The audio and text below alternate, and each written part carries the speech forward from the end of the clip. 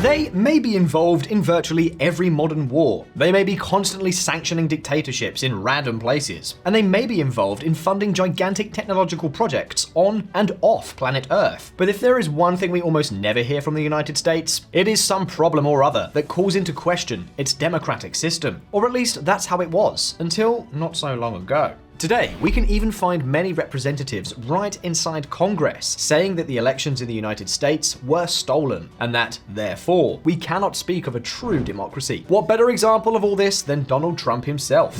The Biden dictatorship will be over, and we are going to bring our country back from hell. We're going to bring it back from hell. And it's in hell right now.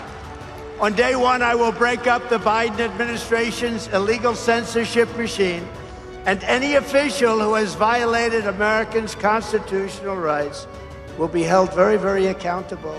But don't worry, this is not your typical video about the former president. VisualPolitik viewers, the issues and clashes have not only exploded like never before in the political arena, America's political polarization is running deep on all four sides of the country. From the subject matter of Broadway shows, to the staging of the Super Bowl, to the heated debates in the classroom. And what about Hollywood? But watch out, because we can also talk about the armed forces, which up until now have been cohesive. When I began teaching at the Naval War College, I was there long enough ago that I actually had people who were prior enlisted folks in Vietnam. And the thing I've noticed is that our officers are resolutely nonpartisan. They serve the Constitution. But the willingness to think in very partisan terms was growing over the years. By the time I retired in 2022, I was hearing officers saying things almost verbatim from, talking points from Fox the night before. Indeed, the armed forces are not escaping this growing tension. And of course, that can have important consequences. Precisely because of this, we here on VisualPolitik have asked ourselves a few questions. To what extent can we say that the US military is becoming politicized? How might this affect the greatest war machine ever built by man? What exactly are the most divisive debates within the military ranks? Well, we're going to see all this and more coming up. Let's get into it.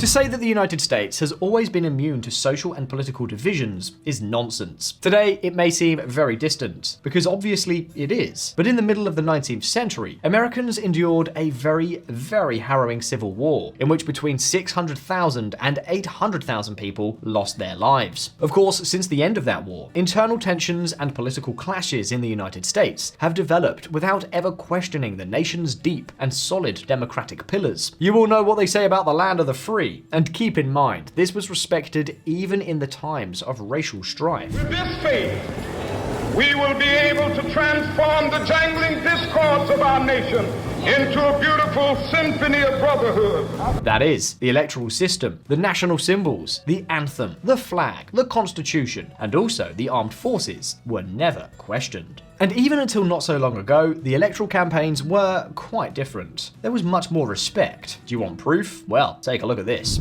He's an Arab. He is not. No? No, ma'am. He's a decent family man, citizen that I just happen to have disagreements with on fundamental issues, and that's what this campaign is all about. I'll say it again. John McCain served his country with honor. He deserves our thanks for... And of course, when there was a problem, cohesion was almost universal. What better example than 9/11? The importance of 9/11 transcended age, gender, geographic, and even political differences. The public largely set aside political differences and rallied in support of the nation's major institutions, as well as its political leadership. In October 2001, 60% of adults expressed trust in the federal government. Now, however, everything is different. The campaigns of the parties are marked by judicial problems, insults, and cross-accusations. We live in an era of constant hyperbole. The problem is that this now threatens to infiltrate the barracks. But let's start at the beginning.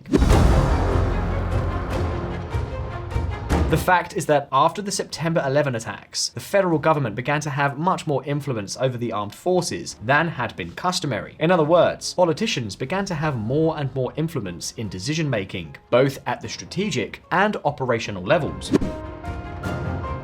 You see, the use of military force generally comprises three levels. First, the strategic level, which is where resources and objectives are decided. Here, Washington politicians have always carried a lot of weight, even more than the points of view of their own military. Second, we have the operational level, which is when resources begin to be used and very specific management decisions are made about resources, troops, and supplies. Here, politicians and the military typically shook hands, although the uninformed perspective usually prevailed. And then, finally, we have the third level, the tactical level, which are the quick decisions that are taken practically in the field, and which were almost exclusively the responsibility of the military. Well, after 9/11, these last two levels began to be taken over by Washington politicians. Obviously, when politicians take control, one thing tends to happen. Those in charge come and go with each administration, and the decisions have a much greater political component. The effects began to be clearly seen when Trump took control of the federal government in 2016, and they have continued to this day. Listen up.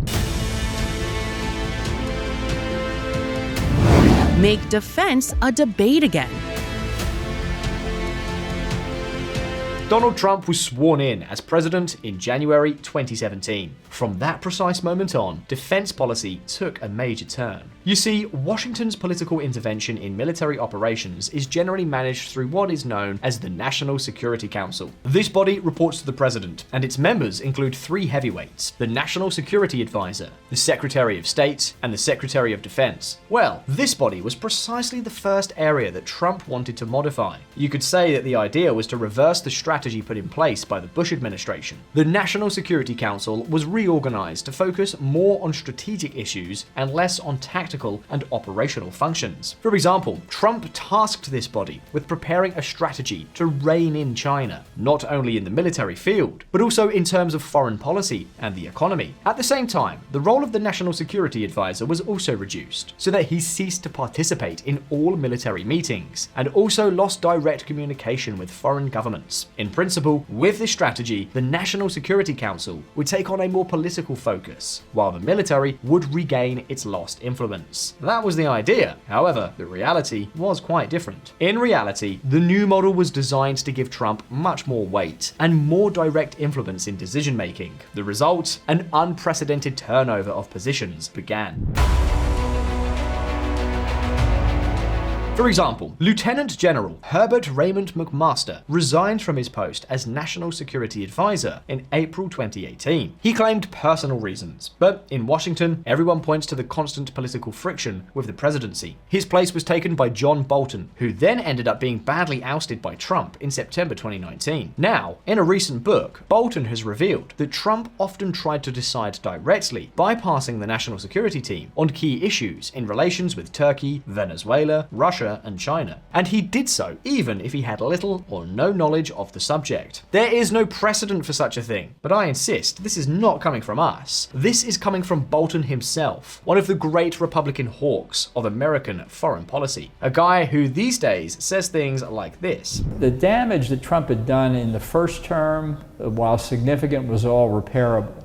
But I feared in a second term that the damage might not be repairable. And I think that concern, second Trump term could be very, very damaging to the United States. But that is not the end of it. If we look at the Secretary of Defense, the comings and goings were similar. First, Trump appointed General Jim Mattis, but his resistance over troop withdrawals from Syria and Afghanistan cost him his job at the end of 2018. Here's what the general says about his former boss.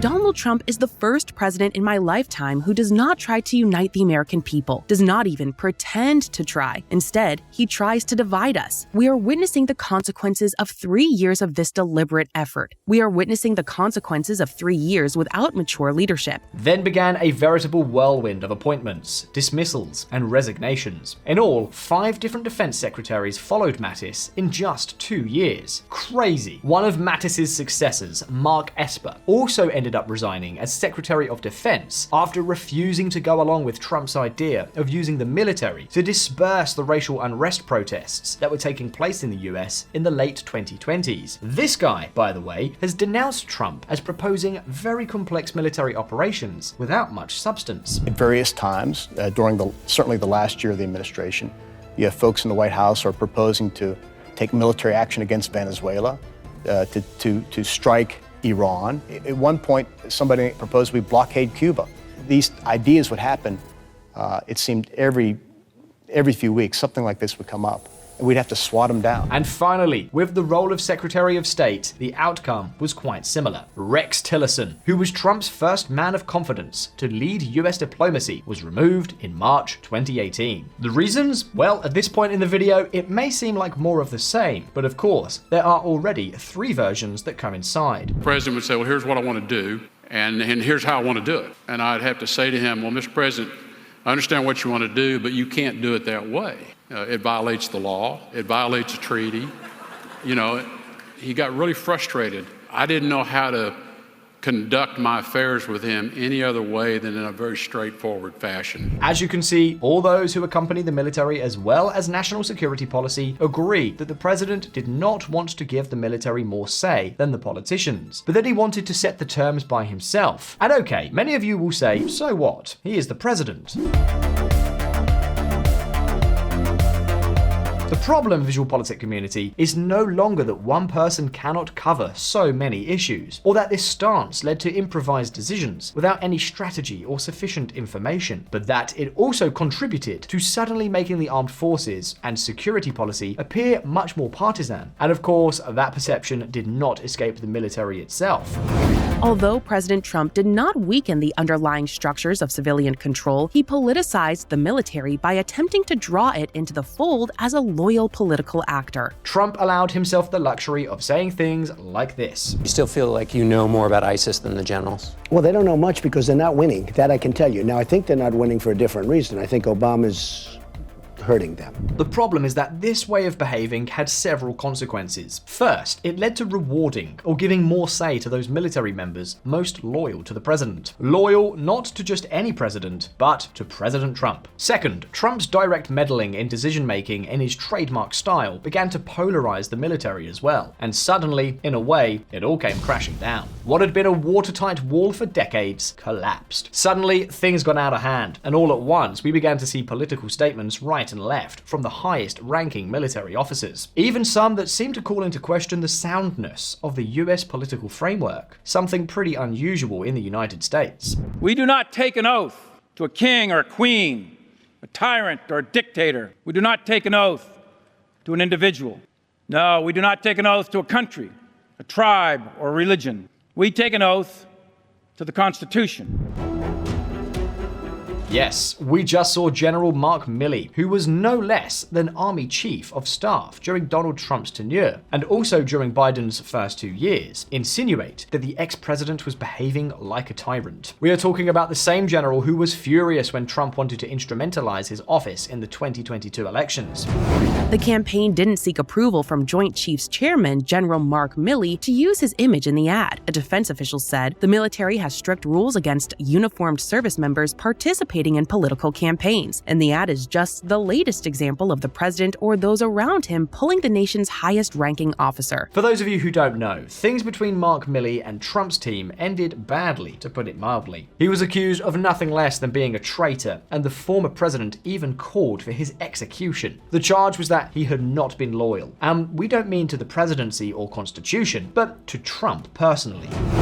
Top U.S. general taking steps to protect family after Trump death comments. Trump last week criticized Milley's handling of the chaotic U.S. withdrawal of troops from Afghanistan in 2020 and said, without providing evidence, that this guy turned out to be a woke train wreck who, if the reporting is correct, was actually dealing with China to give them a heads up on the thinking of the President of the United States. He is suggesting that you be punished by death. The former commander-in-chief to his former top military advisor. Look, I'm a soldier. I've been faithful and loyal to the Constitution of the United States for 44 and a half years. And my family and I have sacrificed greatly for this country. But, VisualPolitik community, let's put the brakes on for a moment. We are talking about a former president who has a chance of winning the 2024 elections, openly talking about executing the chairman of the Joint Chiefs of Staff of the Armed Forces between 2018 and 2023, and all for allegedly not being loyal to him. Isn't this kind of behavior a huge red flag? What if Trump's voters believe that a large proportion of the military leadership is not loyal to the United States? What happens to the soldiers themselves who hear the president say such things about their commanders? Well, guess what? Since 2019, confidence levels in the military have plummeted. Surprised? I'm guessing you're not. The point is that all these controversies and all these accusations are infiltrating the armed forces. It's gone from being an apolitical institution on a day-to-day basis to the current situation where the political divide is becoming more and more present. And that hasn't escaped the latest administration. Over the past few years, top Democratic heavyweights have placed items on the Pentagon's agenda that probably shouldn't be there. For many analysts, issues such as climate change